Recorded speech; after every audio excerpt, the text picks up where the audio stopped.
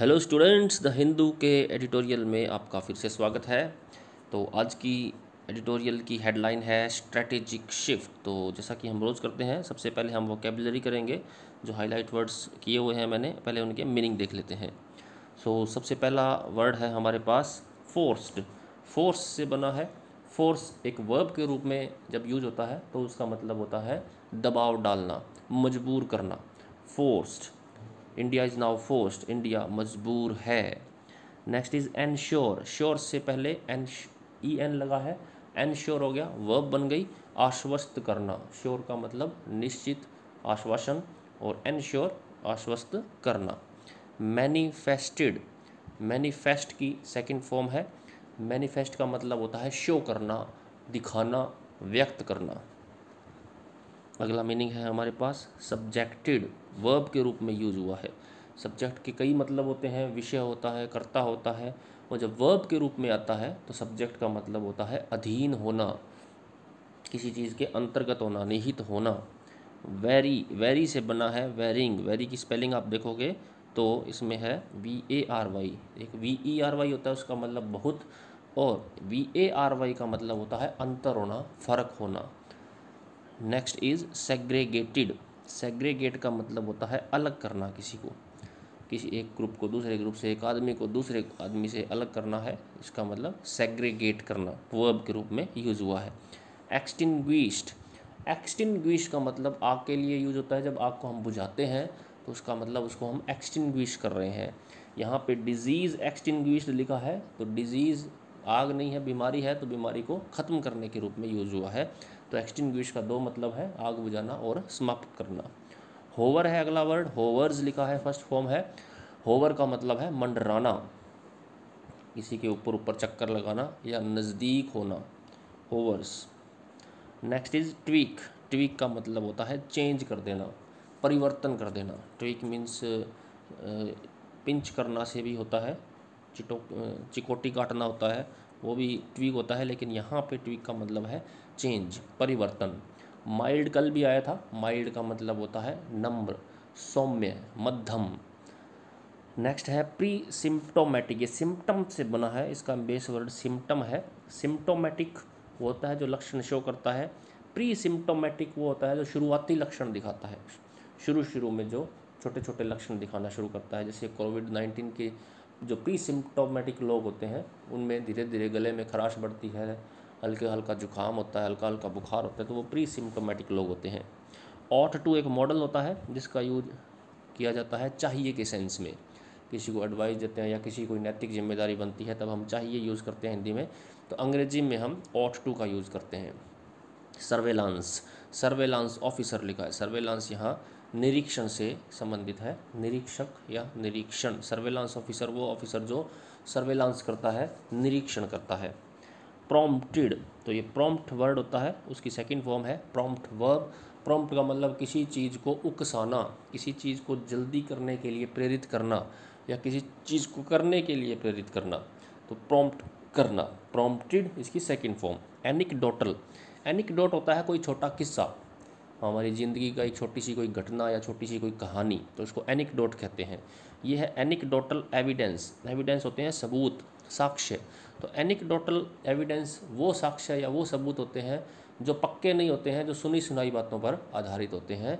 हम daily use में काफ़ी चीज़ें हमारे होती रहती है, तो हम कोई निष्कर्ष निकाल लेते हैं उससे, ज़्यादा बार हुई है किसी के साथ, तो वो एविडेंस, वैसे साइंटिस्ट लोग उसको नहीं मानते हैं, क्लिनिकल ट्रायल नहीं होता है, लेकिन आपसी अनुभवों के आधार पे कुछ हम निष्कर्ष निकाल लेते हैं, तो वो होते हैं एनिक्डोटल एविडेंस।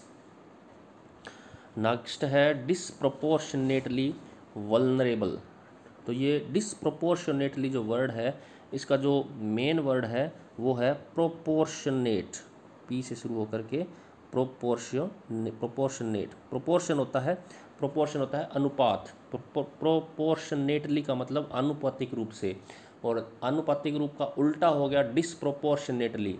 डिसप्रोपोर्शनेटली का मतलब बिना आनुपातिक रूप के, आनुपातिक रूप इसमें नहीं लागू हो, वो डिसप्रोपोर्शनेटली हो गया, असमान रूप से कह सकते हैं अपने। वल्नरेबल पहले भी आ चुका है, वल्नरेबल होता है कमज़ोर। जिसको आसानी से चोट पहुंचाई जा सकती हो, जिसको आसानी से नुकसान पहुंचाया जा सकता हो, उसको हम कहते हैं वल्नरेबल। तो बूढ़े लोग कोविड-19 के लिए वल्नरेबल लोग हैं, क्योंकि बूढ़े लोगों पे इसका असर बहुत जल्दी होता है, वो कमज़ोर हैं। नेक्स्ट वर्ड है क्लॉग्ड। क्लॉग से बना है क्लॉग्ड। क्लॉग का मतलब होता है जाम हो जाना, तो क्लॉग्ड मतलब जाम किया हुआ। नेक्स्ट है टर्न अप। टर्निंग अप या टर्न अप। टर्न अप का मतलब होता है पेश होना। इनफेरिंग। इनफर से बना है इनफरिंग, आगे RING लगा है ING फॉर्म बनाने के लिए। तो इनफर का मतलब होता है निष्कर्ष निकालना किसी चीज़ का। पोज। पोज से पोज्ड बन गया। पोज का मतलब होता है एक स्टेंस लेना। पोज का मतलब शो करना, दिखाना, पेश करना। पोज्ड मोर रिस्क, वो ज़्यादा रिस्क पोज करती हैं, मतलब पेश करती हैं, शो करती हैं। एसिम्टोमेटिक आया है, पहले था प्री सिम्टोमेटिक, अब सिम्टम के पहले ए लगा हुआ है। एसिम्टोमेटिक का मतलब है वो लोग जो लक्षण शो नहीं करते, जिनमें लक्षण दिखाई नहीं देते। कोविड-19 बीमारी के कई लोग ऐसे भी होते हैं जिनमें कोई लक्षण नहीं होता, परंतु वायरस से संक्रमित होते हैं, तो वो खुद तो बीमार नहीं होते, उससे औरों को कर देते हैं। नेक्स्ट है पोटेंट। पोटेंट का मतलब है कैपेबल, सक्षम। नेक्स्ट है एंडेंजर्ड। ये डेंजर से बना है। डेंजर का मतलब होता है खतरा, एक नाउन है, और एंडेंजर उसकी वर्ब बन गई, खतरे में डालना। एन लगने से ये वर्ब बन गई है, खतरे में डालना। प्रूडेंट का मतलब होता है विवेक, बुद्धि, समझ। फोर्टिफाई, ये फोर्ट से बना है। फोर्ट का मतलब आपको पता होगा किला, और फोर्टिफाई का मतलब किलेबंदी करना। किलेबंदी करने का मतलब ये है मजबूत करना किसी चीज़ को। कमज़ोर हो तो उसको फोर्टिफाई कर देते हैं हम, यानी उसको मजबूत कर दिया किसी भी तरीके से। मैग्नीट्यूड का मतलब होता है परिमाण। परिमाण का मतलब होता है महत्व उसका, उसकी संख्या, आकार उसका। मैग्नीट्यूड ऑफ केसेस, केसेस की संख्या, केसेस का आकार, केसेस में जो वृद्धि हो रही है उसका मैग्नीट्यूड बढ़ रहा है। आगे कंसिस्टेंट डिक्लाइंस। कंसिस्टेंट का मतलब है लगातार, बिना रुके। कोई चीज़ कंसिस्टेंट होती है, इसका मतलब उसमें कोई चेंज नहीं आता, वो वैसी ही होती है जैसे पहले होती है। और डिक्लाइन का मतलब होता है कमी। कंसिस्टेंट डिक्लाइन का मतलब लगातार कमी होना। ब्रोच। ब्रोच का मतलब है तोड़ना, और यहाँ पे इसका मतलब है शुरुआत करना। Here can broach discussion, broach discussion यानी डिस्कशन की शुरुआत की जा सकती है। आगे बाद में पढ़ेंगे। रेशनल का मतलब तार्किक, विवेक संगत। कोई ऐसा काम, वो काम रेशनल होता है जिसमें बुद्धि झलकती है, विवेक झलकता है, समझ झलकती है। तर्क कह सकते हो, तार्किक कह सकते हैं। स्ट्रिंजेंट का मतलब होता है कठोर, कड़ा। ओके, सो ये हैं आज की वोकेबलरी के मुख्य शब्द हमारे। अब हम शुरू करते हैं पढ़ना इसको। Strategic shift. स्ट्रेटेजिक का मतलब होता है नीतिगत, स्ट्रेटेजी से बना है ये। स्ट्रेटेजी का मतलब होता है नीति, यहाँ पे स्ट्रेटेजिक, नीतिगत। शिफ्ट का मतलब बदलाव। अब जब हम कोई किसी चीज़ में कोई चेंज कर देते हैं तो हम कहते हैं इसने शिफ्ट कर दिया है, अपने प्लान को शिफ्ट कर दिया है, अपने रास्ते को शिफ्ट कर दिया है, समय को शिफ्ट कर दिया है, इस तरह से। India is now forced. India मजबूर है, इज़ नाउ फोर्स्ड, किस लिए? To reserve its health care facilities. अपनी हेल्थ केयर फैसिलिटी को, सुविधाओं को रिज़र्व करने के लिए, यानी आरक्षित करने के लिए, रक्षित करने के लिए। किन के लिए? फॉर दोज, उनके लिए, who need it the most, जिनको इसकी सबसे ज़्यादा ज़रूरत है। India is now forced to reserve its health care facilities for those who need it the most. India अब मजबूर है अपनी हेल्थ केयर को उनके लिए रिज़र्व करने के लिए जिनको इसकी सबसे ज़्यादा ज़रूरत है। यानी अब भारत के सामने ऐसी समस्याएं आ रही हैं कि पेशेंट बहुत ज़्यादा हो जाएंगे और हॉस्पिटल में बेड्स जो होंगे वो बहुत कम होंगे, तो फिर उन मरीज़ों के लिए वो बेड रिज़र्व रखे जाएंगे जो सबसे ज़्यादा कमज़ोर है, जिन पर सबसे ज़्यादा इस संक्रमण का प्रभाव है और जिन पर ज़्यादा खतरा है। ये इस हेडलाइन का मतलब है। शुरुआत करते हैं। ऑन मार्च 28 मार्च को only 130 districts of India, India के सिर्फ 130 districts of India 736 had reported covid cases. 28 मार्च को इंडिया के जो 736 डिस्ट्रिक्ट हैं, इंडिया के 736 डिस्ट्रिक्ट जो थे, उसमें से केवल 130 डिस्ट्रिक्ट में कोविड-19 के केस रिपोर्ट हुए थे। यानी 28 मार्च की बात है, आज से लगभग 1 महीना पहले की बात है, तो सिर्फ 130 डिस्ट्रिक्ट में से कोविड-19 पेशेंट निकले थे। The health ministry's strategy then after the national lockdown, health ministry की नीति स्ट्रेटेजी तब नेशनल लॉकडाउन के बाद क्या थी, was to ensure state supervision, कि स्टेट सुपरविज़न को एनश्योर किया जाए। स्टेट सुपरविज़न यानी राज्य सरकारों द्वारा जो सुपरविज़न किया जा रहा है, जो निरीक्षण किया जा रहा है, उसको एनश्योर किया जाए, आश्वस्त किया जाए, of those who manifested symptoms, किन का निरीक्षण किया जाना था, जो सिम्टम को मैनिफेस्ट करते थे, जो सिम्टम्स को शो करते थे। पहले तो सरकार की ये नीति थी कि जो लोग लक्षण शो करते हैं उनका सुपरविज़न एंश्योर किया जाए, उनका निरीक्षण जो है वो आश्वस्त किया जाए। एज वेल एज, साथ ही, देयर हाई रिस्क कॉन्टैक्ट, और वो लोग जो लक्षण दिखा रहे हैं उनके कॉन्टैक्ट में जो लोग आए हैं उनका भी सुपरविज़न किया जाए, high risk contacts, and who had a travel history, और वो लोग जिनकी एक ट्रैवल हिस्ट्री रही है ऐसे क्षेत्रों में जहाँ कोविड-19 फैला है। ट्रैवल हिस्ट्री नहीं, यात्रा का इतिहास रहा है। Suspected high risk contacts, suspected का मतलब होता है संदेहास्पद, high risk contacts, high risk का मतलब जिनमें ज़्यादा रिस्क था, कॉन्टैक्ट्स यानी संबंध, तो ऐसे कॉन्टैक्ट्स जिनको हाई रिस्क था, जिन पे शक था हमें, और those likely to have been expose to the infection, और या फिर वो लोग जो इन्फेक्शन के एक्सपोज में लाइकली थे, यानी ज़्यादा संभावना थी जिनकी, लाइकली का मतलब यहाँ संभावना से है कि वो लोग जो संभावित थे इन्फेक्शन के एक्सपोज में आने से, यानी इन्फेक्शन के संपर्क में आने से, were subjected to varying degrees of state quarantine, तो वो स्टेट क्वारंटीन के लिए सब्जेक्टेड थे। सब्जेक्टेड का मतलब होता है स्टेट क्वारंटीन के अधीन थे, यानी उनको स्टेट क्वारंटीन किया जाना था, राज्य सरकार द्वारा उनको क्वारंटीन किया जाना था।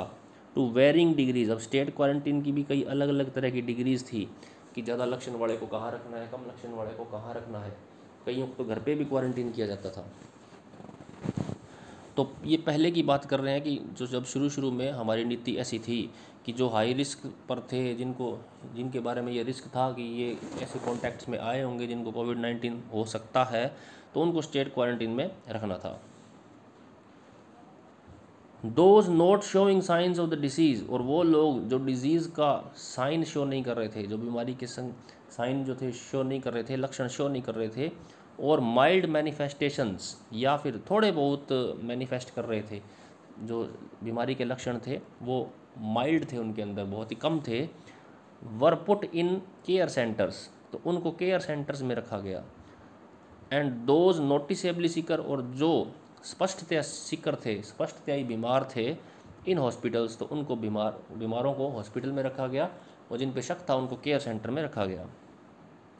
The idea always was, idea हमेशा से यही था, that if the sick and their contacts were segregated, कि अगर बीमार लोग और उनके जो संबंधी लोग हैं, उनके जो कॉन्टैक्ट हैं, अगर उनको सेग्रीगेट कर दिया जाए, अलग कर दिया जाए, from the community long enough, community से अलग कर दिया जाए, समुदाय से अलग कर दिया जाए, लॉन्ग इनफ यानी लंबे समय के लिए, the transmission chain would be broken, तो ट्रांसमिशन की जो चैन है, फैलने की जो ये कड़ी है, ये टूट जाएगी, ब्रोकन हो जाएगी, एंड द डिजीज़ एक्सटिंग्विश्ड, और डिजीज़ ख़त्म हो जाएगी, एक्सटिंग्विश हो जाएगी। एज अप्रैल एंड्स, अब जैसे कि अप्रैल ख़त्म होने वाला है, the number of affected districts stands eight 401, अब जो डिस्ट्रिक्ट हैं जिनमें ये बीमारी फैल गई है, अफेक्टेड डिस्ट्रिक्ट की जो नंबर है वो कहाँ खड़ी है, 401 पर खड़ी है। And confirmed cases have risen by 1000 a day, और जो कन्फर्म केसेस हैं कोविड-19 के वो 1000 प्रतिदिन के हिसाब से बढ़ रहे हैं। The daily death counts hovers between 50 and 60, और जो डेली डेथ की संख्या है वो मंडरा रही है, होवर कर रही है 50 और 60 के बीच में।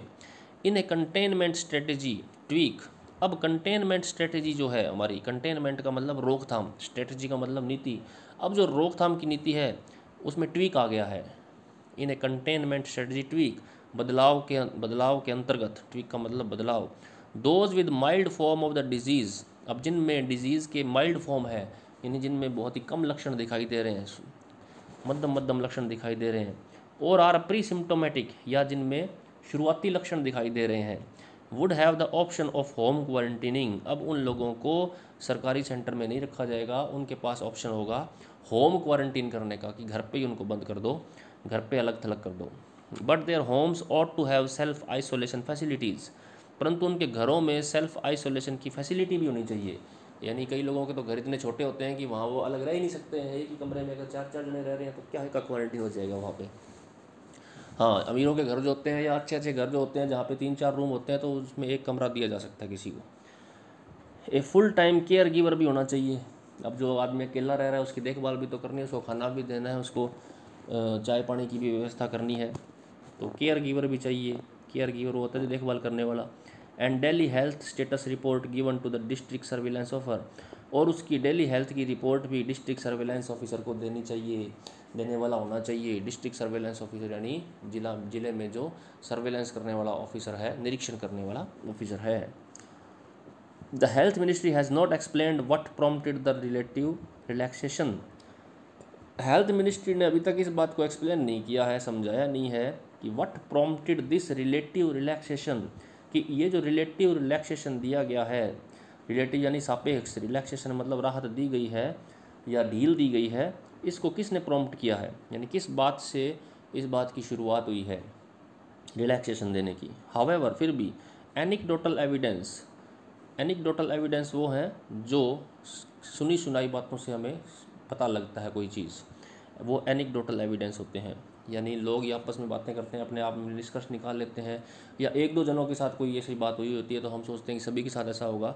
इस तरह का वो एनिक्डोटल एविडेंस होता है जो ज़्यादा माना नहीं जाना चाहिए, परंतु फिर भी वो एनिक्डोटल इंसिडेंट्स जो हैं, आम जो सबूत मिल रहे हैं वो ये सजेस्ट कर रहे हैं, बता रहे हैं, doctors and health care workers have been disproportionately vulnerable, कि डॉक्टर और हेल्थ केयर वर्कर जो हैं वो एक अनुचित ढंग से, डिसप्रोपोर्शनेटली यानी अनुचित ढंग से वल्नरेबल है। वल्नरेबल का मतलब कमज़ोर है, यानी उन पे खतरा बहुत है संक्रमण होने का, वो सबसे ज़्यादा खतरे के अंदर हैं।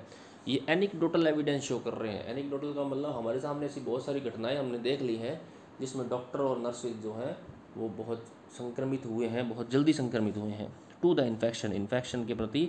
And single case leads to entire hospital being shut down, और एक सिंगल केस भी अगर किसी हॉस्पिटल में आ जाता है जिसके बारे में पता ना लगे तो सारे हॉस्पिटल को बंद करना पड़ता है। Entire hospitals being shut down.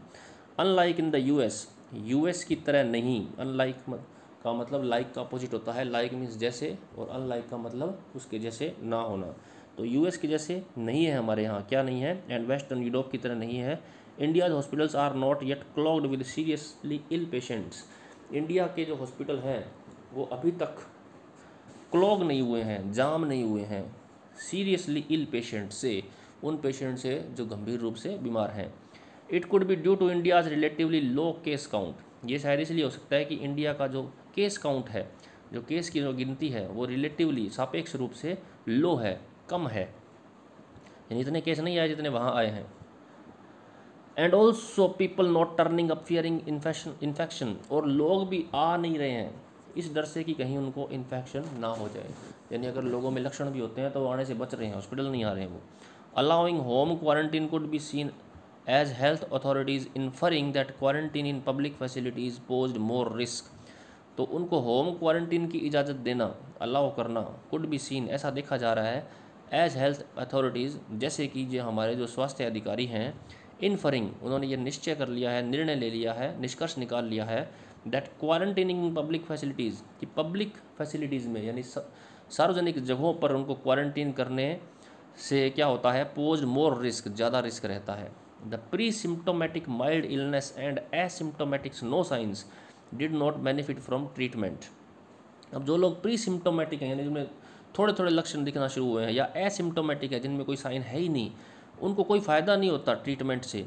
And were potent virus spreaders, परंतु वो वायरस फैलाने के लिए बहुत ज़्यादा सक्षम होते हैं, वो पोटेंट वायरस स्प्रेडर्स हैं।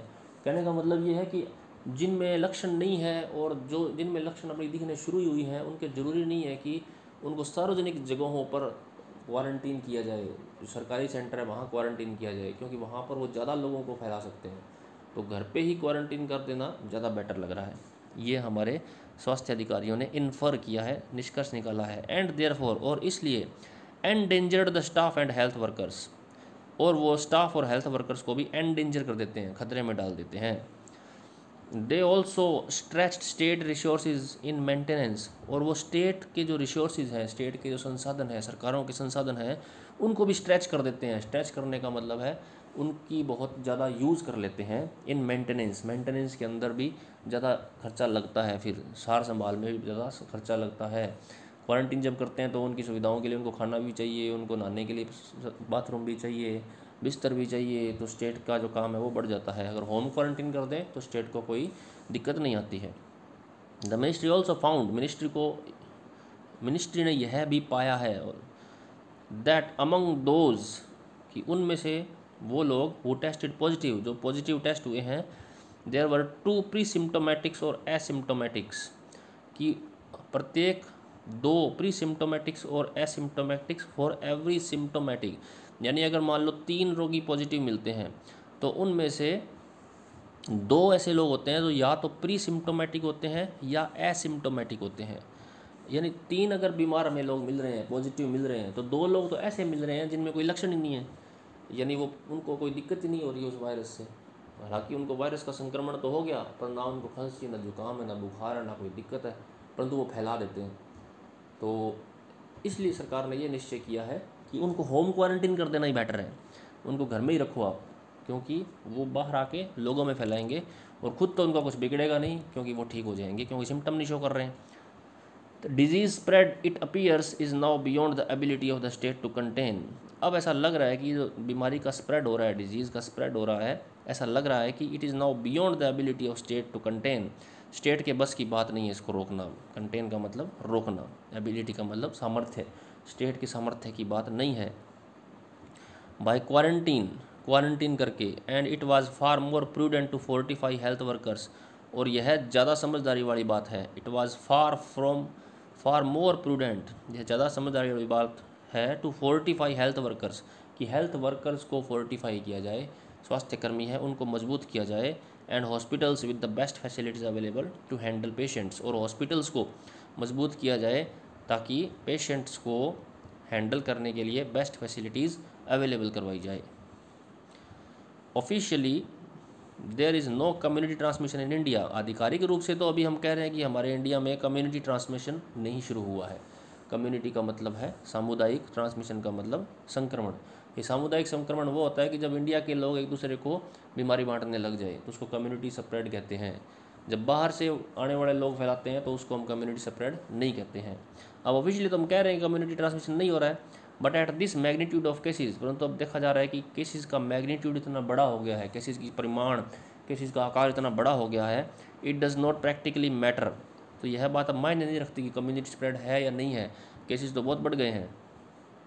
Gujarat, Maharashtra, Madhya Pradesh and Delhi are powering the spread of cases.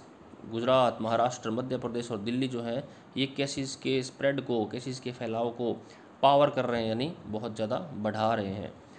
Discussions on the end of the pandemic, and only consistent declines here can broach discussion on the end of the pandemic। और अब तो सिर्फ अगर consistent decline आए, अगर बीमारी ये केसेस में consistent decline आए, लगातार कमी आए, तो वो ही चीज़ ब्रोच कर सकती है, छेड़ सकती है डिस्कशन को, शुरू कर सकती है डिस्कशन को on the end of pandemic, कि इस पेंडेमिक का एंड आ गया है। यानी पेंडेमिक का एंड का डिस्कशन तभी शुरू होगा जब केसेस आने कम होंगे। फ्रॉम ए मंथ अगो, एक महीने पहले, इंडिया पेपर पर यानी कागज़ों पर is equipped with better supply channels. India जो है वो सप्लाई चैनल्स में इक्विप्ड लग रहा था, यानी सुसज्जित लग रहा था उपकरणों से, ऑफ पर्सनल प्रोटेक्टिव इक्विपमेंट्स, भले ही वो पीपीई हो, पर्सनल प्रोटेक्टिव इक्विपमेंट होता है वो जो डॉक्टर लोग पहनते हैं अपनी सुरक्षा के लिए। इन्फ्यूज़न पंप, वो पंप जो ऑक्सीजन देते हैं मरीज़ को ऑक्सीजन के लिए। हॉस्पिटल बेड्स हों भले ही, या लेबोरेटरीज़ हों फॉर टेस्टिंग पीसीआर किट्स, जो पीसीआर किट को चेक करके पता लगाए कि व्यक्ति संक्रमित है या नहीं है। If the lockdown is lifted on May 3, अगर लॉकडाउन May 3 को लिफ्ट किया जाता है, उठाया जाता है, the rational behind the government's containment, तो गवर्नमेंट का जो इसके पीछे तर्क होगा, रेशनल होगा, कंटेनमेंट स्ट्रेटेजी का, will be put to a stringent test, उसका एक कठोर टेस्ट होगा। फिर वो एक टेस्ट पर होगी ये बात कि अगर लॉकडाउन हटाया जाता है 3 मई को, तो इसके पीछे जो सरकार की जो समझ है, सरकार की जो रेशनल है, तर्क विवेक है, गवर्नमेंट कंटेनमेंट स्ट्रेटजी का, कि इसको बीमारी को फैलने से रोकना कैसे है। कंटेनमेंट स्ट्रेटजी यानी रोकथाम की नीति जो है वो टेस्ट पर होगी, उसका पूरा टेस्ट होगा। ओके स्टूडेंट्स, तो ये था आज का एडिटोरियल। आप एक बार खुद इसको खुद पढ़ के देखना अपने हिसाब से, ताकि आपको पता लगे कि कितना समझ में आया और नहीं आया।